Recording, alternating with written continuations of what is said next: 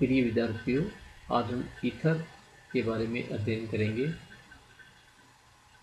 वे कार्बनिक यौगिक जिनमें द्विसंयोजी ऑक्सीजन परमाणु की दोनों संयोजकताएं एल्किल समूह से संतुष्ट होती हैं, ईथर अथवा एल्कोक्सी एल्केन कहलाते हैं। ईथर का सामान्य सूत्र ROR होता है। यहाँ पर R है वो एल्किल समूह को दर्शाता है। ईथर को सामान्यतः दो भागों में क्लासिफाइड करते हैं: सामान्य ईथर, साधारण ईथर और मिश्र ईथर। जब ऑक्सीजन परमाणु से जुड़े हुए दोनों एल्किल समूह एक ही प्रकार के होते हैं तो उसे साधारण या सममित ईथर कहते हैं। जैसे ROR, यहाँ पर ऑक्सीजन से जुड़े हुए दोनों एल्किल समूह हैं वह समान है, अतः ये साधारण ईथर का उदाहरण है। CH3O CH3 dimethyl ether. इसी प्रकार CH3 CH2O CH2 CH3 diethyl ether, ये भी साधारण ईथर है। लेकिन जब ऑक्सीजन परमाणु से दो भिन्न भिन्न एल्किल समूह जुड़े होते हैं तो उसे मिश्र ईथर कहते हैं। जैसे CH3O CH2 CH3 ethyl methyl ether, ethoxy propane. इसके अतिरिक्त ईथर जल के डाई एल्किल डेरिवेटिव और एल्कोहल के एल्किल डेरिवेटिव माने जाते हैं। इन्हें एल्कोहल का एनहाइड्राइड भी कहा जाता है। ईथर का नामकरण निम्न प्रकार से किया जाता है। सामान्य या रूट पट्टी में इस प्रणाली में नामकरण करते समय ऑक्सीजन से जुड़े हुए एल्किल मूलकों को ईथर शब्द के पूर्व लगन में लिखा जाता है। एल्किल मूलक एवं ईथर दो अलग अलग शब्दों के रूप में लिखे जाते हैं। जैसे यहाँ पर दो मेथिल समूह जुड़े हुए हैं, इसलिए डाइमेथिल ईथर, इसका साधारण नाम डाइमेथिल ईथर। C2H5O C2H5, इसका साधारण नाम डाइएथिल ईथर होगा। इसी प्रकार IUPAC सिस्टम में इस प्रणाली में ईथरों को हाइड्रोकार्बन का एल्कोक्सी डेरिवेटिव माना जाता है। छोटे या कम कार्बन परमाणु वाले एल्किल समूह को एल्कोक्सी शब्द के रूप में लिख करके पूरा नाम एक ही साथ इसमें लिखा जाता है।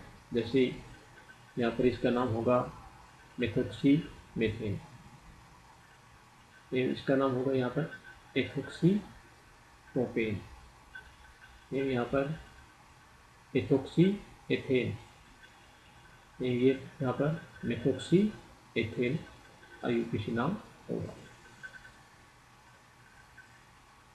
ईथर एल्कोहल के साथ क्रियात्मक समूह समावेशता भी प्रदर्शित करते हैं। इसके अतिरिक्त ईथर मध्यावयवता मेटामेरिज्म भी प्रदर्शित करते हैं।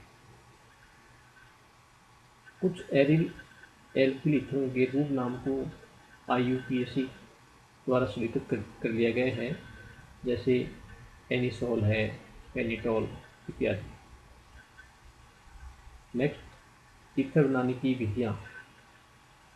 फर्स्ट, एल्कोहल के मिश्रीकरण से एल्कोहल के आधिक्य को अम्ल के साथ कम ताप पर गर्म करते हैं तब ईथर बनते हैं।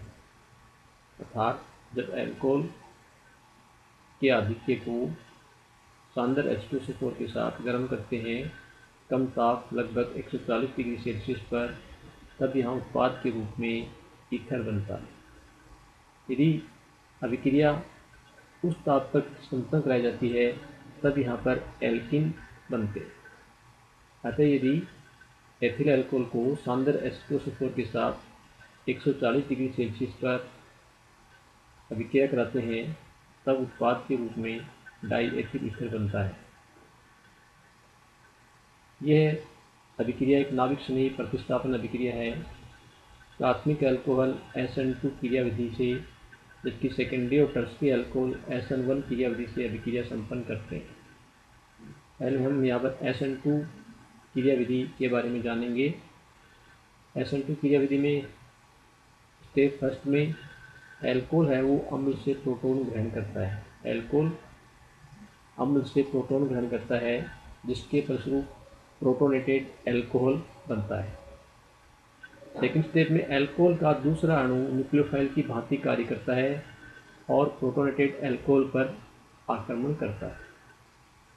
यहाँ पर एल्कोहल का दूसरा मॉलिक्यूल है वह प्रोटोनेटेड एल्कोहल के साथ रिएक्शन करता है, धीमी गति से अभिक्रिया होती है, जिसके फलस्वरूप यहाँ पर प्रोटोनेटेड ईथर मॉलिक्यूल बनता है।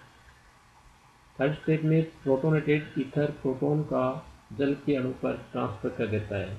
अभिक्रिया तेजी से संपन्न होती है और जिसके फलस्वरूप यहाँ पर ईथर है वो उत्पाद के रूप में प्राप्त होता है। यदि अभिक्रिया SN1 क्रियाविधि से संपन्न होती है तब निम्न स्टेप में संपन्न होती है। एल्कोहल का अम्ल के द्वारा प्रोटोनेशन होता है। एल्कोहल का अम्ल से प्रोटोनेशन होता है तीव्र गति से, जिससे प्रोटोनेटेड एल्कोहल बनता है। सेकेंड स्टेप में प्रोटोनेटेड एल्कोहल से कार्बोकेटाइन बनता है और थर्ड स्टेप में कार्बोकेटाइन की एल्कोहल के दूसरे अणु से रिएक्शन होने के फलस्वरूप यहाँ पर प्रोटोनेटेड ईथर बनता है और प्रोटोनेटेड ईथर द्वारा प्रोटॉन का जल पर ट्रांसफर होता है, जिसके फलस्वरूप उत्पाद के रूप में यहाँ पर हमें ईथर प्राप्त होता है। नेक्स्ट रिएक्शन, जब एल्कोहल की वाष्प को गर्म एल्यूमिना पर कम ताप पर रिएक्शन कराते हैं तब ईथर बनते हैं। एल्कोहल ROH की अभिक्रिया जब एल्यूमिना Al2O3 की उपस्थिति में 250 डिग्री सेल्सियस पर कराते हैं तब उत्पाद के रूप में ईथर ROR बनता है। यदि यह अभिक्रिया उस ताप पर संपन्न कराई जाती है तब ईथर के स्थान पर यहाँ पर एल्कीन बनती है, अतः इसका हमें अवश्य ध्यान रखना चाहिए। नेक्स्ट, विलियमसन संश्लेषण। ये ईथर बनाने की ईथर के संश्लेषण की एक प्रयोगशाला विधि है। इस विधि में एल्किल हैलाइड को सोडियम या पोटेशियम एल्कोक्साइड के साथ गर्म किया जाता है। इससे सरल व मिश्रित दोनों प्रकार के ईथर बनाए जा सकते हैं। तो एल्किल हैलाइड की अभिक्रिया सोडियम एल्कोक्साइड से कराते हैं तब यहाँ पर ROR ईथर है और उत्पाद के रूप में बनता है। एक मिश्र ईथर बनाने के लिए प्राथमिक एल्किल हैलाइड के साथ द्वितीय या टर्सरी एल्कोक्साइड की अभिक्रिया करानी चाहिए, क्योंकि सेकेंडरी तथा टर्सरी एल्किल हैलाइड प्रबल क्षार की उपस्थिति में विलोपन अभिक्रिया करके एल्कीन बनाते हैं। अतः विलियम संश्लेषण अभिक्रिया ईथर बनाने की एक बहुत ही इम्पोर्टेंट महत्वपूर्ण अभिक्रिया है, जिसमें एल्किल हैलाइड के साथ सोडियम एल्कोक्साइड की अभिक्रिया कराते हैं, जिससे उत्पाद के रूप में ईथर बनता है। नेक्स्ट, एल्किल हैलाइड से जब शुष्क सिल्वर ऑक्साइड के साथ एल्किल हैलाइड को गर्म करते हैं तब ईथर बनते हैं।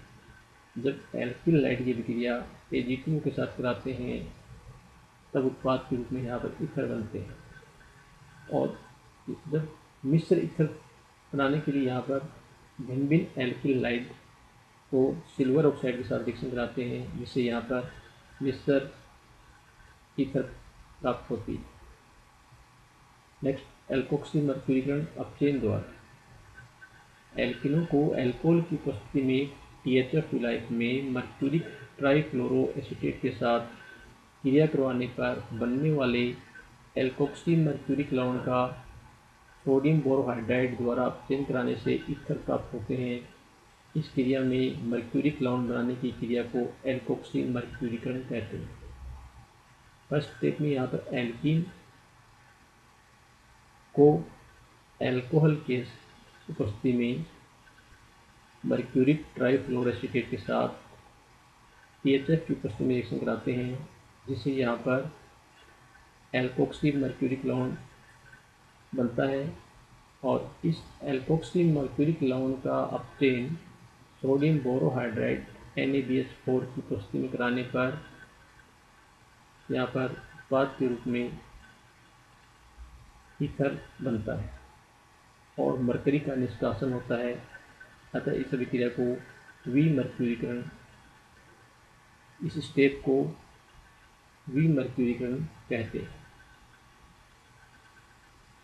नेक्स्ट, डाइएज़ोमीथेन से एल्कोहल पर डाइएज़ोमीथेन की क्रिया बोरॉन ट्राइफ्लोराइड स्टेरिक की उपस्थिति में कराने पर मेथिल ईथर बनते हैं। जब एल्कोहल की विक्रिया CH2N2 डाइएज़ोमीथेन से कराते हैं BF3 की उपस्थिति में, तब उत्पाद के रूप में यहाँ पर ईथर बनते हैं। और जब गिरनार अभिकर्मक की अभिक्रिया की सहायता से भी यहाँ पर ईथर हैं वो बनाए जा सकते हैं। निम्नतर ईथर के हैलोजन व्युत्पन्न की गिरनार अभिकर्मक के साथ क्रिया करवाने पर उच्चतर ईथर प्राप्त होते हैं। निम्नतम लोअर ईथर के हैलोजन व्युत्पन्न की जब हम यहाँ पर गिरनार अभिकर्मक से क्रिया कराते हैं तब उच्चतर ईथर है उत्पाद के रूप में प्राप्त होते हैं। अतः ये भी एक ईथर बनाने की अभिक्रिया है। जैसे यहाँ प्रदर्शित किया गया है, निम्नतर ईथर का हैलोजन व्युत्पन्न है, इसको गिरनार अभिकर्मक से क्रिया कराते हैं तब यहाँ पर उच्चतर ईथर उत्पाद के रूप में बनती है। Thank you.